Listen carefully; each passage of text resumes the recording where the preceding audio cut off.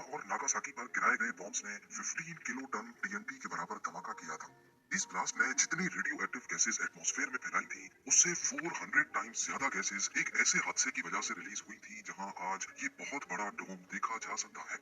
354 feet ऊंचा और 840 feet चौड़ा ये डोम इतिहास के उस हादसे के ऊपर पर्दा डाले हुए है जिसने अमेरिका के सबसे बड़े दुश्मन सोवियत यूनियन को भी बुखलाहट में डाल दिया था।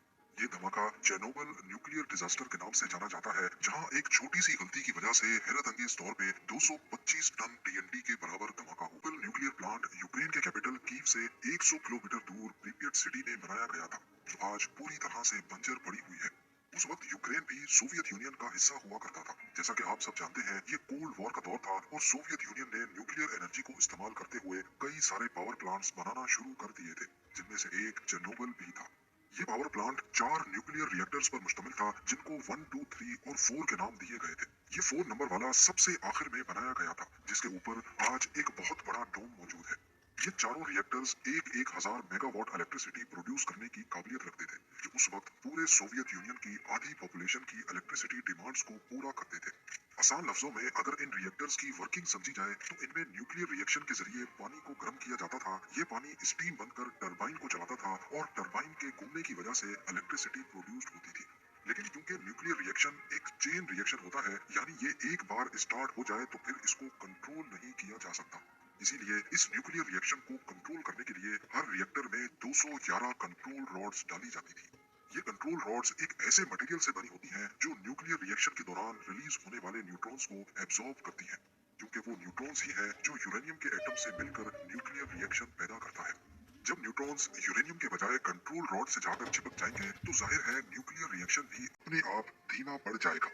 चेर्नोबिल के केस में ये कंट्रोल रॉड्स बोरॉन कार्बाइड की बनी थी, जबकि इनकी टिप ग्रेफाइट की थी। याद रहे कि ये प्रोसेस 24/7 चलता रहता था, जिसकी वजह से रिएक्टर के अंदर 1600 डिग्री सेल्सियस का टेम्परेचर हो जाता था। ये सूरज के सरफेस के टेम्परेचर का करीब 30% टेम्परेचर बनता है और इसी वजह से रिएक्टर को ठंडा रखना भी बहुत जरूरी था। इस काम के लिए रिएक्टर के अंदर पानी की लाइंस को चलाया जाता था। ये पानी पंप्स की मदद से रिएक्टर में हर वक्त घूमता रहता था, ठीक उसी तरह जैसे गाड़ी के इंजन को ठंडा रखने के लिए कूलेंट का इस्तेमाल किया जाता है। यहाँ पर चेर्नोबिल के रिएक्टर्स में एक बहुत बड़ा डिजाइन फ्लॉ था, जिसका अंदाजा शायद किसी को भी नहीं था। गाड़ी के केस में तो पानी की रोटेशन तब बंद हो जाती है जैसे ही इंजन ऑफ होता है, पर न्यूक्लियर रिएक्टर में एक भी सेकंड के लिए पानी की रोटेशन बंद नहीं होनी चाहिए, फिर बेशक न्यूक्लियर रिएक्शन बंद ही क्यों ना हो जाए। क्योंकि रिएक्शन बंद होने के बाद भी काफी देर तक वो हीट प्रोड्यूस करता रहता था। इसके लिए जरूरी था कि ये वाटर पंप्स बिना किसी रुकावट के हर वक्त चलते रहे। अब जाहिर है ये वाटर पंप्स चलाने के लिए भी इलेक्ट्रिसिटी रिक्वायर्ड थी। ये इलेक्ट्रिसिटी नॉर्मली रिएक्टर के अपने ही टरबाइन से फराहम की जाती थी, जबकि पावर फेलियर की सूरत में इनके लिए खास बैकअप डीजल जनरेटर भी इंस्टॉल किए गए थे। पर मसला ये था कि डीजल जनरेटर पे शिफ्ट होने में वाटर पंप्स 60 सेकंड्स तक बंद रहेंगे। इंजीनियर्स चाहते थे कि इन 60 सेकंड्स के दौरान भी ये पंप्स बंद ना हो, लिहाजा इसके लिए इनमें एक सेफ्टी सिस्टम लगाया गया था। सिस्टम ये था कि जैसे ही रिएक्टर बंद होगा वो इलेक्ट्रिसिटी बनाना फौरन खत्म नहीं करेगा। 1000 मेगावाट से प्रोडक्शन आहिस्ता आहिस्ता कम होती जाएगी, तो इसी दौरान इस बची हुई इलेक्ट्रिसिटी से ही पंप्स को 60 सेकंड्स तक चलाया जाएगा और 60 सेकंड्स के बाद वैसे ही बैकअप जनरेटर्स चल जाएंगे। ये सिस्टम तो इंस्टॉल कर दिया गया था, लेकिन इसकी टेस्टिंग अभी बाकी थी, जो कि एक कंपलसरी प्रोसेस था, और वो भी सिर्फ रिएक्टर 4 की टेस्टिंग। 1, 2 और 3 पर ये टेस्ट कामयाबी से किए जा चुके थे।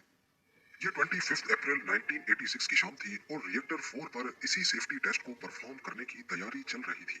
ये test deputy chief engineer Anatoly Dyatlov की निगरानी में किया जा रहा था। पिछली 2 बार रिएक्टर 4 पर यह टेस्ट कामयाब नहीं हो सका था। कहा जाता है कि डेप्यूटी चीफ इंजीनियर को कैसे भी करके आज की रात ये टेस्ट परफॉर्म करना था। रूल बुक के मुताबिक ये टेस्ट तब परफॉर्म किया जाएगा जब रिएक्टर 700 मेगावाट्स की पावर दे रहे होंगे, लेकिन नॉर्मली तो ये 1000 मेगावाट देते थे। डेप्यूटी चीफ इंजीनियर ने रिएक्टर को स्लो करने के लिए कंट्रोल रॉड्स डालने का ऑर्डर दिया, जिससे न्यूक्लियर रिएक्शन स्लो होना शुरू हो गया। यहाँ तक सब कुछ नॉर्मल चल रहा था, लेकिन कंट्रोल रॉड्स शायद ज्यादा अंदर डल गई थी। इसी वजह से रिएक्टर की पावर 1000 से सीधा 30 मेगावाट्स तक जा गिरी। रिएक्टर की पावर को वापस बढ़ाने के लिए कंट्रोल रॉड्स को थोड़ा बाहर निकाला गया, तब ये पावर 30 से बढ़कर 200 मेगावाट्स तक जा पहुंची। पावर को मजीद बढ़ाने के लिए थोड़ी और कंट्रोल रॉड्स को बाहर निकाला गया। अब टोटल 211 में से सिर्फ 8 कंट्रोल रॉड्स रिएक्टर के अंदर मौजूद थी और ये रूल बुक की वायलेशन थी। रूल बुक में लिखा था कि रिएक्टर के अंदर 15 से कम कंट्रोल रॉड्स नहीं होनी चाहिए। इस वायलेशन की वजह से हुआ यूं कि रिएक्शन तेजी से बढ़ा और पावर 200 से बढ़ती बढ़ती 1000 मेगावाट को भी क्रॉस करके कई हजार मेगावाट तक जा पहुंची। इतनी ज्यादा हीट की वजह से पाइप्स में पानी तेजी से एवेपोरेट होने लगा, जो कि असल में रिएक्टर के कोर को ठंडा करने का काम भी कर रहा था। इसी समय कंट्रोल रूम में फौरन एक खौफ की लहर दौड़ गई और पूरा रिएक्टर वाइब्रेट करना शुरू हो गया। इस चीज को कंट्रोल करने का एक ही सॉल्यूशन था कि इमरजेंसी शट ऑफ बटन को दबा दिया जाए, जिससे सारी कंट्रोल रॉड्स रिएक्टर में जाकर न्यूक्लियर रिएक्शन को बंद कर देंगी। और इंजीनियर्स ने भी यही किया था। उन्होंने फौरन इमरजेंसी शटडाउन का बटन तो दबा दिया, लेकिन जैसे ही कंट्रोल रॉड्स अंदर गईं, रिएक्टर एक जोरदार धमाके से फट पड़ा। साइज्मोग्राम में इस धमाके की शिद्दत 225 टन टीएनटी ब्लास्ट के बराबर रिकॉर्ड की गई। कंपैरिजन के तौर पे आपको बताते चले कि हिरोशिमा पर गिराए जाने वाले न्यूक्लियर बॉम्ब लिटिल बॉय ने जितनी खतरनाक गैसेस एटमॉस्फेयर में रिलीज की थी, ये डिजास्टर उससे 400 टाइम्स ज्यादा गैसेस रिलीज कर चुका था। इस वक्त 26 अप्रैल 1986 रात के 1:26 हो रहे थे। यहाँ सवाल उठता है कि कंट्रोल रॉड्स तो रिएक्शन को स्लो डाउन करने के लिए डाली गई थी, तो फिर इन्होंने रिएक्शन को बढ़ा क्यों दिया? असल में ये धमाका कंट्रोल रॉड्स की टिप पर लगे ग्रेफाइट की वजह से हुआ था। जैसा कि आपने शुरुआत में जाना, ये कंट्रोल रॉड्स बोरॉन कार्बाइड की बनी थी, लेकिन इनकी टिप ग्रेफाइट की थी। बोरॉन कार्बाइड तो न्यूक्लियर रिएक्शन को रोक सकता है, लेकिन ग्रेफाइट रिएक्शन को मजीद बढ़ा देता है।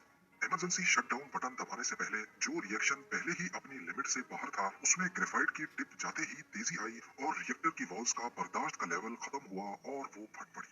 2 इंजीनियर्स मौके पर ही मारे गए और 2 लोग बुरी तरह से जल गए। धमाके की वजह से प्लांट के रिएक्टर 4 में आग लग गई। पहले तो इसे आम आग ही समझा गया, क्योंकि कोई नहीं जानता था कि इस धमाके की वजह से 5% रेडियो एक्टिव मटेरियल एटमॉस्फेयर में जा चुका है। फायर फाइटर्स मौके पर ही पहुंच गए। पानी की मदद से आग बुझाने की कोशिश की गई, मगर ये आग बुझने वाली नहीं थी, क्योंकि ये आम आग नहीं बल्कि ग्रेफाइट की आग थी, जिसको बुझाना इतना आसान नहीं था।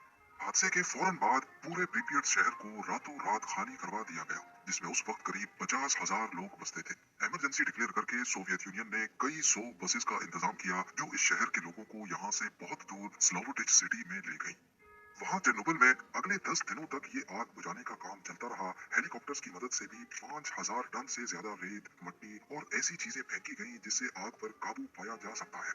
आखिरकार 10 दिन बाद जाकर ये आग बुझाई गई, लेकिन अगले कई दिनों तक मुसलसल रेडियो एक्टिव गैसेज एटमॉस्फेयर में जाती रही।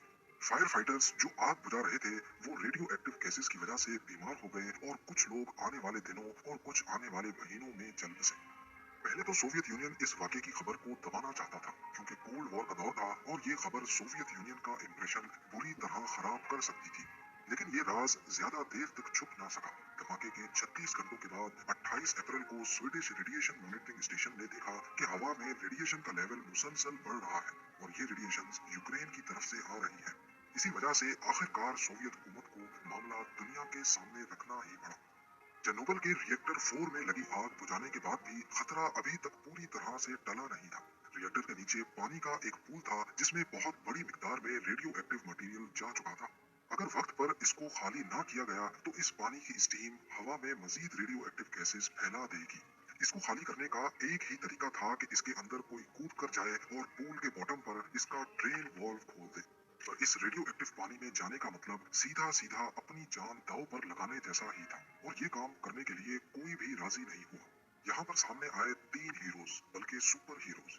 Mechanical engineer Alexei Ananenko, senior engineer Valery Bespalov और शिफ्ट सुपरवाइजर बोरिस बैरोनोव। इन्होंने अपनी जान को खतरे में डालकर दूसरों को बचाने का फैसला किया। ये तीनों डाइवर्स उस पूल में उतरे और अंधेरे में स्विम करते हुए उसके ड्रेन्स को खोला और पानी को खाली करके रिएक्शन रोक दिया। इनके इस मिशन को कई लोगों ने सुइसाइड मिशन कहा था, लेकिन खुशकिस्मती से ये तीनों सही सलामत बाहर निकल आए। मगर अभी तक बहुत नुकसान हो चुका था। धमाके के नतीजे में आयोडीन 131 और दीगर खतरनाक केमिकल्स हवा में फैल चुके थे, जिसकी वजह से हजारों लोगों को थायराइड कैंसर हो गया और कई हजार लोग इसकी वजह से मारे गए। इनमें ज्यादातर वो लोग थे जिनका ताल्लुक फायर फाइटिंग टीम से था और जिन्होंने बाद में चेरनोबिल में ऑपरेशन क्लीनअप में हिस्सा लिया था। इसके साथ साथ इन केमिकल्स ने पूरे यूरोप में बड़ी तबाही मचाई। जिन जंगलात में ये रेडियो एक्टिव वेस्ट गिरा, वो ग्रीन से रेड हो गए। बारिश के साथ ये केमिकल्स जहां जहां गिरे, वहां की घास में भी ये वेस्ट फैल गया और वो घास जिन जानवरों ने खाया, उनको भी काफी नुकसान हुआ। इस हादसे के पहले 4 महीनों में सिर्फ 31 लोग मारे गए, लेकिन इसकी वजह से जो रेडिएशन हवा में गई उसने आने वाले चंद सालों में तकरीबन 4000 लोगों की जान ले ली। ये तो वो फिगर है जो सिर्फ एक एस्टिमेट है। असल में इसकी वजह से कितनी अमवात हुई होंगी इसका अंदाजा लगाना भी काफी मुश्किल है। आज चेरनोबिल डिजास्टर की साइट पर आम पब्लिक को जाने की इजाजत नहीं है, क्योंकि आज 38 इयर्स के बाद भी कुछ न कुछ रेडिएशन वहां से निकल ही रही है और ये अगले 400 सालों तक नुकसान पहुंचाती रहेगी। ये रेडिएशन हवा में ना फैले, इसी वजह से हुकूमत ने इसके ऊपर एक बहुत बड़ा ड्रोन इंस्टॉल किया है, जिसको बनाने में करीब 3 अरब यूएस डॉलर्स का खर्चा आया था और ये अगले 100 सालों तक चेरनोबिल डिजास्टर की रेडिएशन को एटमॉस्फेयर में फैलने से रोके रखेगा।